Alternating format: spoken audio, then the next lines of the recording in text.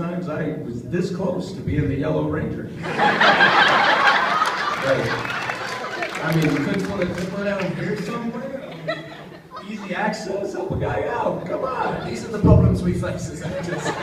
Being a superhero is not easy, okay? So I can remember times, they bring me this, I'm a 17-year-old boy. I just came onto this series, what I thought was the cheesiest thing in the world. I had no idea it was going to be in 40 countries and 90 languages. I didn't think the network was going to even pick it up. It's like, you want me to do what and what? With the suit? What? How does a Tyrannosaurus fit into this? Anyway, so we're going through it, and they give me this helmet, and you would have thought they were bringing it out like the Holy Grail, you know, or like communion in church. It was important, and there's this red helmet there. By the time it gets to me, I'm like, this looks really important. They're like, yeah, this is your stunt helmet. It's $3,000. It's the first one that was made in Japan. It's irreplaceable, and it comes from the original Red Ranger in Japan 20 years ago. I was like, wow. And then they said, to a 17-year-old who was hired for martial arts ability, because I wasn't an actor at the time, they had to tell me things like, you might want to face the camera when you say your line. I mean, I was hired because I could kick butt at the time. And then they're like, don't break it. Do you see those 12 guys over there that are getting ready to kick my butt in this next fight scene? And you want me not to break that? So, yeah, that was a good time because I broke it right there. You should see the look on my face. I remember Jonathan Stora, who was a hardcore Israeli guy. He looks at me and he's like, well, you was 18, but you better. Then I came out with the funky, ugly ones that when I turned my head to kick, the helmet would keep going and I'm looking out my ear. And the bad guys, they had eye holes this big around. So they're trying not to hit me for real. I'm trying not to hit them for real. And if it weren't for the fact that we were all accomplished martial artists, we probably would have all been broken and bleeding at the end of every fight. So it was, the lens was far away. It was great. Thank you. So I haven't heard Krav Maga mentioned for that last question, so I was going to bring it up. But I just wanted to hear more about, because there was a lot, it looks like a lot of funny people were involved in that. So I just wanted to hear some great stories. Can you just touch on Kevin Hart?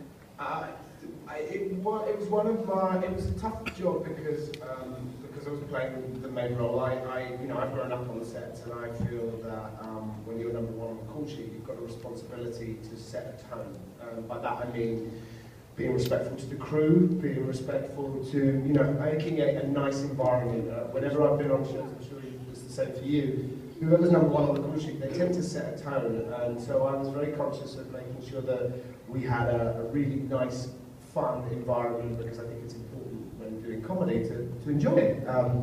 And then we managed to persuade Matt Lucas to join the show, which I'm a huge fan of Matt's, or who was, before we met. And then Alex McQueen, and just to see them two together, I was sort of saying to the producers, they're just so funny, maybe we should kind of tilt the show so it's maybe 80% them and 20% me, and they're like, no, you're the type of role, we kind of need to keep it around you, but they're natural comedians, but they're naturally, like you were saying earlier, double acts. When you get that chemistry just right, that alchemy between them two, and Alex McQueen was just one of those actors who can just do nothing. He can literally stand still and not move, and it will make you laugh. Because Matt just bounces off him, and he just, can I pull this off? It's just his big comedic voice. He's so naturally funny.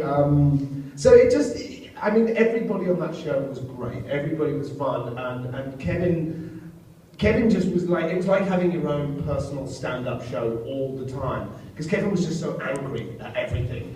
And I don't blame him. Hungary's a little bit weird. Do you know what I mean? They're kind of in the middle of those European countries that were at war for hundreds of years, so they're very stoic. They're very like, hello. And we're doing a comedy, and often if you're doing comedy, in a rehearsal you kind of look to the crew to see if you're making the crew laugh, because that's always a good sign. And the crew just weren't laughing, and I was thinking, this is really funny stuff, and they're not laughing. I said to one of them, like, do you think this is good? Is it lost in translation? He's like, no, we understand.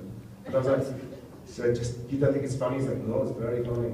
And I was like, well, I don't want to be rude, but like, why aren't you guys laughing? They're like, oh, it's very bad if you laugh. I don't know what this accent is, by the way, but we'll just go with it. And so the crew were kind of like, thought it would be really disrespectful to the actors to laugh during the take.